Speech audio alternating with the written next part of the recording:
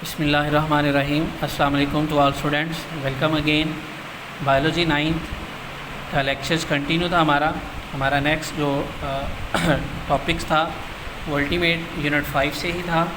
Unit 5 का हमने first lecture जो था वो सेल साइकिल पर था। आज हम इसका नेक्स्ट टॉपिक जो है वो 5.2 को डिस्कस करेंगे। 5.2 को डिस्कस करते हुए बेटा माइटोसिस के बारे में आपको बताते चले। माइटोसिस को सबसे पहले 1880 में एक जर्मन बायोलॉजिस्ट वॉल्थर फ्लेमिंग ने ऑब्ज़र्व किया और उसने ये ऑब्ज़र्व किया कि सेल डिवीजन के अमल से जब गुज़रता है तो उसमें होने वाली जो तब्दीलियां हैं वो उसको अंडर माइक्रोस्कोप स्टडी करने से उसने माइटोसिस का नाम दिया और इसे माइटोसिस का नाम देते हुए उसने उसे इस डेफिनेशन के साथ स्टेटेड किया। A mitosis is a type of cell division in which cell divide into two daughter cell. कि एक सेल जब डिवीजन के अमल से गुज़रता है वो अपने जैसे और सेल रिप्रोड्यूस करता है, तो जो सेल अपने जैसे दो डॉटर सेल में तब्दील होता है और उसमें क्रोमोज़ोम की तादाद जो है वो सेम पेरेंट सेल जितनी होती है। ये एक इनहेरिटेंस का टॉपिक है जो कि आपने प्रीवियस चैप्टर में पढ़ चुके हैं और फर्स्ट चैप्टर में इनहेरिटेंस की डेफिनेशन भी पढ़ी है। क्रोमोज़ोम की सेम तादाद का आगे मुंतकिल होने का मतलब ये ही है कि पेरेंट्स अपने जैसे हूबहू खसूसियात और करैक्टरिस्टिक्स रखने वाले ऑफस्प्रिंग को रिप्रोड्यूस करते हैं। So each with the same number of chromosome as were present in the parent cell. So हमें ये समझ आती है कि माइटोसिस सेल डिवीजन का वो अमल है जिसमें कि सेल डिवाइड होने के बाद अपने जैसे जो सेल दो डॉटर सेल में बदले और उसमें पेरेंट सेल के मुकाबले में क्रोमोज़ोम की तादाद सेम होनी चाहिए। जी, तो जैसे कि हम पढ़ रहे हैं माइटोसिस और ये सेल डिवीजन का अमल है, तो सेल कितनी तरह के होते हैं? जी, सेल दो तरह के होते हैं। एक यूकैरियोटिक सेल होता है और एक प्रोकैरियोटिक सेल होता है। यूकैरियोटिक सेल की डेफिनेशन जो कि आप ऑलरेडी पहली क्लासेस में पढ़ चुके हैं कि यूकैरियोटिक ऐसे सेल होते हैं जिसमें प्रोमिनेंट न्यूक्लियस जो है वो मौजूद होता है, जबकि प्रोकैरियोटिक सेल ऐसे सेल होते हैं जिनमें न्यूक्लियस प्रोमिनेंट नहीं होता। So mitosis occur only in eukaryotic cell. In multicellular organism the somatic cell undergo mitosis. जी, तो ये बात याद रखना आपने कि बॉडी में जो सेल्स हैं वो दो तरह के हैं। एक सोमैटिक सेल हैं जो हमारी पूरी बॉडी के अज़ा को जो उन सेल की कम्बिनेशन से हमारा वजूद या दूसरे जितने भी इंडिविजुअल्स हैं उनकी जो बॉडी स्ट्रक्चर है उसको कंप्लीट करते हैं, तो इसको हम सोमैटिक सेल बोलते हैं। लेकिन वो सेल जो आगे नए जानदार को पैदा करते हैं, जैसे कि हम मुर्गी का एक अंडा है तो अंडे में मौजूद जितना भी लिक्विड है वो एक्चुअल अंडा एक नए चूज़े की पैदाइश के लिए यानी नए चिकन को प्रोड्यूस करता है। उसमें वो सारी खसूसियत हैं जो कि एक मुर्गी में है। तो एक्चुअल हम कह सकते हैं कि जो मुर्गी की बॉडी है वो सोमैटिक सेल है, लेकिन जो उसकी बॉडी से हासिल होने वाला पैदा होने वाला जो अंडा है वो एक्चुअल जर्म लाइन सेल है। ठीक है, ये एक साइड ब्लॉक में आपको सोमैटिक सेल और जर्म लाइन सेल की बारे में डिटेल मिल जाएगी, लेकिन मैंने आपको बता भी दिया कि सोमैटिक सेल बॉडी सेल्स हैं, लेकिन वो सेल बॉडी के जो आगे नए जानदार को पैदा करने के लिए इस्तेमाल किए जाते हैं उन्हें जर्म लाइन सेल बोलते हैं। जी, तो ये क्लियर हो गया। यहाँ पर एक छोटा सा क्वेश्चन है कि प्रोकैरियोटिक सेल जो हैं वो भी सेल डिवीजन के अमल से गुजरते हैं, लेकिन उन्हें माइटोसिस नहीं हम कह सकते, उन्हें बाइनरी फिशन कहते हैं। ऐसा क्यों कहते हैं? उसने साथ में एक क्वेश्चन मार्क दिया है, वाई।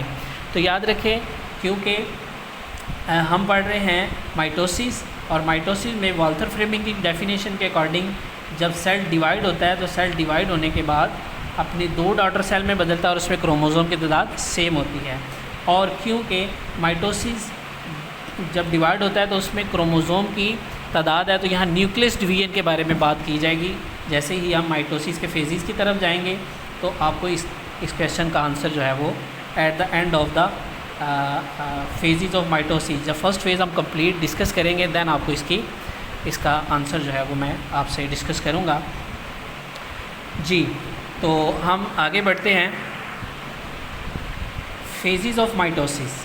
तो माइटोसिस जो है वो एक्चुअल एक हाईली कम्प्लेक्स और रेगुलेटेड प्रोसेस है सेल की डिवीजन का, और इसके दो फेजेस हैं। ठीक है जी। तो first one is karyokinesis and the second one is cytokinesis. Karyokinesis एक ऐसा अमल है जिसमें the division of nucleus is further divide into 4 phases. ये ऐसे ही है जैसे आपने सेल डिवीजन में स्टार्ट में पढ़ा था इंटरफेज और एम फेज़, ऐसे ही हम जब हम माइटोसिस को पढ़ेंगे तो माइटोसिस के भी दो बड़े फेजेस हैं, एक कैरियोकाइनेसिस है और दूसरा साइटोकाइनेसिस है। कैरियोकाइनेसिस सेल में होने वाली वो सारी तब्दीलियां हैं जो कि सेल को डिवीजन के अमल से गुजारती हैं, और जो साइटोकाइनेसिस है ये इन शॉर्ट सबसे लास्ट वाली एक तब्दीली है जिसमें साइटोप्लाज्म जो है वो दो डॉटर सेल में डिवाइड होता है। जैसे कि हम इसको हम इस डायग्राम से देख सकते हैं कि साइटोकाइनेसिस यहाँ आपको नज़र आ रहा है।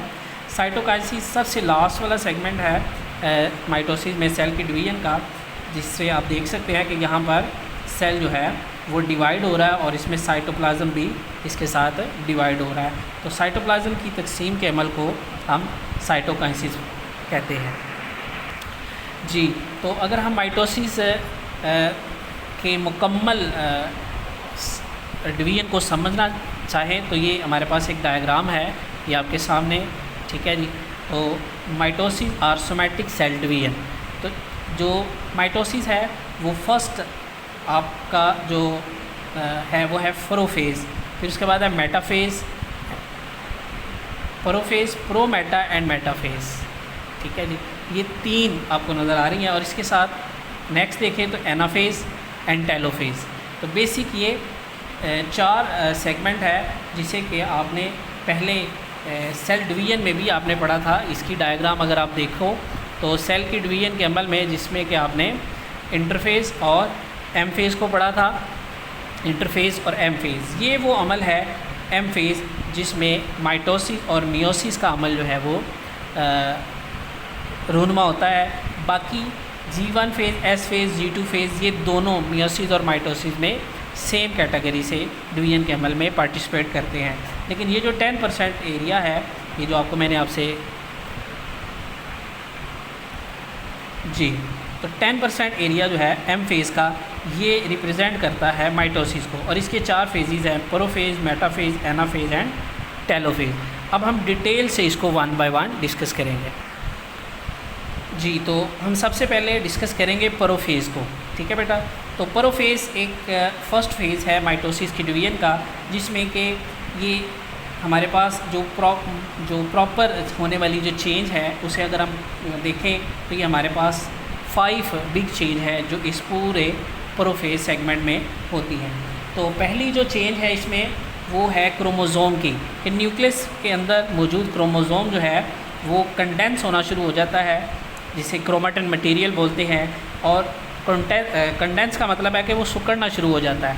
तो सबसे पहले इंटैक्ट न्यूक्लियर एनवेलप, ये जो न्यूक्लियर एनवेलप है इस पर इफ़ेक्ट ये होता है कि न्यूक्लियर एनवेलप जो है वो आहिस्ता से गायब होना शुरू होता है, और इसको जैसे ही आप ये अगले फेज़ में एंटर होगा तो ये आपको नज़र आएगा कि यहाँ पर इसके अंदर मौजूद नहीं है। ठीक है। तो ऐसे ही आप यहाँ देखें तो यहाँ पर न्यूक्लियस मौजूद है। जैसे ही न्यूक्लियर एनवेलप जो है वो इंटैक्ट न्यूक्लियर एनवेलप होगा तो इसके अंदर मौजूद जो क्रोमोज़ोम है ये condensing chromosome with 2 chromatid held together at the kinetochore. जी, तो सबसे पहला अमल जो इसके अंदर होता है वो है न्यूक्लियस के अंदर मौजूद क्रोमोज़ोम के कंडेंस होने का अमल। कंडेंस में ये सिकुड़ना शुरू हो जाते हैं, और इसके साथ ही जैसे ये कंडेंस होते हैं तो इसका दूसरा पॉइंट जो है वो ये है कि इनकी कंडेंसेशन के बाद वाला जो फर्दर प्रोसेस है वो है इसके सेंट्रियोल। यहाँ आपको नज़र आ रहे हैं ये सेंट्रियोल डेवलपमेंट बायपोल स्पिंडल। ये कैसे होते हैं, ये इसके अंदर मौजूद है। ये 2 सेंट्रियोल्स होते हैं, और ये पहले ही जो एस फेज़ आपने पढ़ा है सेल साइकिल में, उसके अमल में ये सेंट्रियोल, मैं आपको बता चुका हूँ कि सेंट्रियोल डिवाइड होते हैं और ये अपने 2 डॉटर सेंट्रियोल पैदा करते हैं जो रिप्रोडक्शन के बाद पोल्स की तरफ जाना शुरू हो जाते हैं, ऊपर की तरफ कॉइलिंग करना शुरू कर देते हैं, ऊपर की तरफ चले जाते हैं। और इसके साथ साइटोप्लाज्म में मौजूद जो ट्यूबुलिन प्रोटीन हैं वो स्पिंडल फाइबर बनाने में मदद करते हैं। जी तो बेटा अभी मैंने आपसे कहा कि साइटोप्लाज्म में मौजूद जो साइटोस्केलेटन है या उसके ट्यूबुलिन प्रोटीन है, तो इस डायग्राम से आप इसको समझ सकते हैं कि कैसे साइटोप्लाज्म में स्पिंडल फाइबर बनने के लिए जो ट्यूबुलिन प्रोटीन है वो काम आती है। फर्स्ट ऑफ ऑल आपने साइटोप्लाज्म में ये पढ़ा कि ये सेल के स्ट्रक्चर को भी मेंटेन करता है, ठीक है, और जैसे ही सेल डिवीजन के अमल से गुजरता है तो यही माइक्रोट्यूबल या ट्यूबुलर प्रोटीन जो हैं ये स्पिंडल फाइबर बनाने में काम आती है। जी तो हम वापस आ जाते हैं अपने प्रोफेज पे। तो प्रोफेज की जो डिटेल आपसे डिस्कस की उसमें साइटोप्लाज्म में मौजूद ट्यूबुलिन प्रोटीन जो है वो स्पिंडल फाइबर बनाने में मदद करते हैं, और जैसे ही स्पिंडल फाइबर बनते हैं और नेक्स्ट अगला जो सेगमेंट शुरू होता है वो ये है कि यही प्रोफेज जो है वो आगे एंटर हो जाता है प्रोमेटाफेज में, ठीक है जी। तो प्रोमेटाफेज पे आपको ये नज़र आ रही है डायग्राम में जो चेंज है वो ये है कि जो क्रोमोज़ोम है वो न्यूक्लियस एनवेलप के गायब होने के साथ ही इस बनने वाले जो स्पिंडल फाइबर माइटोटिक ऑपरेटस भी जिसे बोलते हैं उस पर ये अरेंज होना शुरू हो गया है, और ये जो क्रोमोज़ोम है ये अपने काइंटोकोर माइक्रोट्यूबल के साथ काइंटोकोर एक्चुअल क्या है, अगर हम क्रोमोज़ोम को देखें तो क्रोमोज़ोम एक्चुअल इस तरह से दो सिस्टर क्रोमैटिड से मिलकर के बने होते हैं, ठीक है जी। तो ये यहाँ से ये इसे हम कहते हैं, इस वाला एरिया जो है इसे हम अगर हम सिंगल क्रोमैटिड को कर दें तो इसके सेंटर वाला जो पॉइंट है उसे काइंटोकोर कहते हैं, और ये अपने काइंटोकोर पॉइंट से इस बनने वाले माइटोटिक ऑपरेटस के साथ माइक्रोट्यूबल के साथ जुड़ जाता है, और जैसे ही इनके साथ जुड़ता है तो अगला मरहला जो है वो इसका स्पिंडल पोल्स की तरफ जाना शुरू हो जाता है, ठीक है जी। तो यहाँ में समझ आई कि प्रोफेज़ के बाद जो प्रोमेटाफेज़ है इसमें होने वाली जो तब्दीली है वो क्रोमोज़ोम का इस बनने वाले माइटोटिक ऑपरेटस में काइंटोकोर के साथ थ्रू इसके साथ जुड़ जाना है, और जुड़ने के साथ ये कॉइलिंग करना शुरू कर देते हैं, यानी अपने पोल्स की तरफ जाना शुरू कर देते हैं, हाफ अपर पोल्स की तरफ, हाफ लोअर पोल्स की तरफ।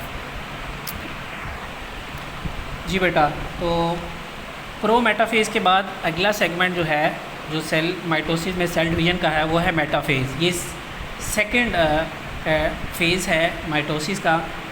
इसमें माइटोसिस में क्या होता है कि stationary chromosome align at the equator of the spindle, mean to say that कि जो अमल प्रोमेटाफेज़ में शुरू हुआ था सेल की डिवीजन का,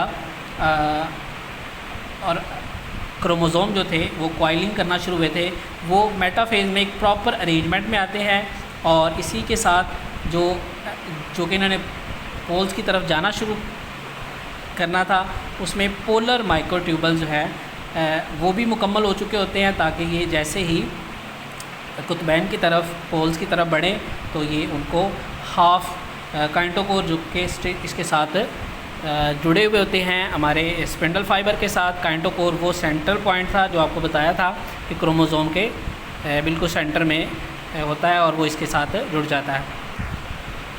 जी बेटा, तो नेक्स्ट हमारा जो है थर्ड सेगमेंट है माइटोसिस की सेल डिवीजन का, वो है एनाफेज़। तो एनाफेज़ वो प्रोसेस है जिसमें कि हम लास्ट पहले पढ़ चुके हैं प्रोफेज़ और मेटाफेज़। अब एनाफेज़ में जो पहले से वर्क प्रोफेज़ और मेटाफेज़ में हुआ है अब उसको फर्दर डिवाइड करने का अमल है, और फर्दर डिवीजन में आप देखेंगे कि इसमें 3 काम जो हैं वो आपको प्रॉपर नज़र आएंगे।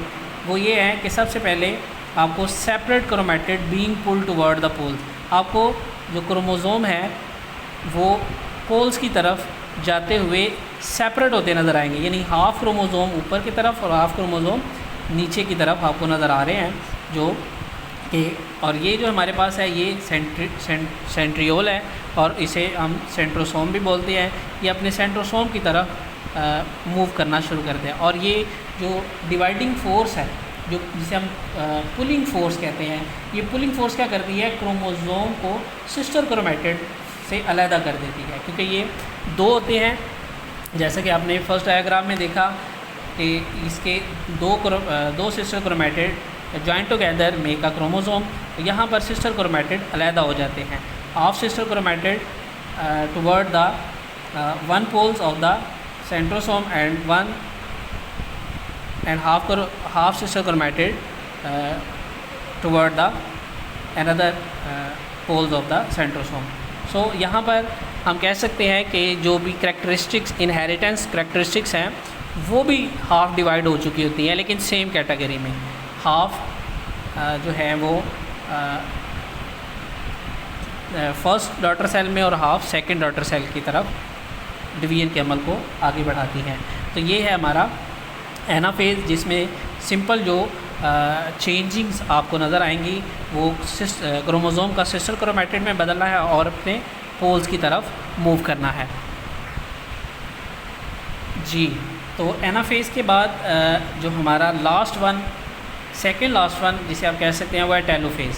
तो टेलोफेज एक्चुअल हमारे पास प्रोफेज का रिटर्न प्रोसेस है। जैसे प्रोफेज का जो फॉरवर्ड प्रोसेस था वो क्या था, न्यूक्लियर इन्वेलप जो है वो गायब हो गया था, मीन डिसअपेयर हुआ था, और क्रोमेटिन मटेरियल जो था क्रोमोसोम कंडेंस होना शुरू हुए थे, और ये प्रोसेस था इसका एनाफेज का।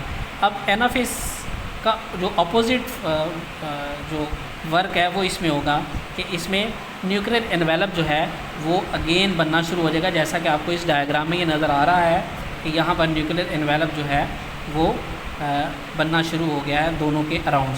देख रहे हैं आप, इसको स्टेटमेंट को भी पढ़ सकते हैं, nuclear envelope reforming around individual chromosome. तो सेपरेट हुए क्रोमोसोम के गिर्द जो है वो न्यूक्लियर एनवेलप बनना शुरू हो जाता है, और जो क्रोमोसोम जो थे जो कंडेंस होके डिवीजन के अमल से गुजरे थे, अब वो अगेन क्रोमोसोम से क्रोमेटिन मटेरियल में बदल जाएंगे। ठीक है, इसे आप सेकंड लास्ट स्टेज कह सकते हैं डिवीजन की। यहाँ पर माइटोसिस का अमल तो कंप्लीट हो जाता है, लेकिन सेल डिवीजन का अमल अभी वन स्टेप फर्दर बाकी है। वो कौन सा है वो आपको शुरू में भी मैंने आपसे डिस्कस किया था, वो था साइटोकाइनेसिस। जी, तो साइटोकाइनेसिस वो अमल है जिसमें साइटोप्लाज्म डिवाइड होता है और सेल जो है वो अपने सेंटर से एक कॉन्ट्रैक्टाइल रिंग क्रिएट करता है, जिससे सेल की क्लेवेज फॉरो कहते हैं। ठीक है, और इसमें सेल में साइटोप्लाज्म की तकसीम का अमल शुरू हो जाता है, और आप देख सकते हैं कि साइटोकाइनेसिस में न्यूक्लियर एनवेलप जो है वो वाज़ेह नज़र आता है। Complete nuclear envelope surround the unraveling chromosome, जिसे हम क्रोमेटिन मटेरियल भी बोलते हैं, जो कि अपने अंदर तमाम वो खसूसियत रखता है जो कि इनहेरिटेंस प्रॉपर्टीज़ हैं एक सेल की, जो आगे डॉटर सेल में मुंतकिल होती हैं। जी, तो ये आपको साइटोकाइनेसिस का प्रोसेस नज़र आ रहा है। इस प्रोसेस से गुजरते ही एक सेल जो है वो मुकम्मल तकसीम के अमल, माइटोसिस के डिवीजन अमल से गुज़र के 2 डॉटर सेल में इसको बदल देता है एक पेरेंट सेल को।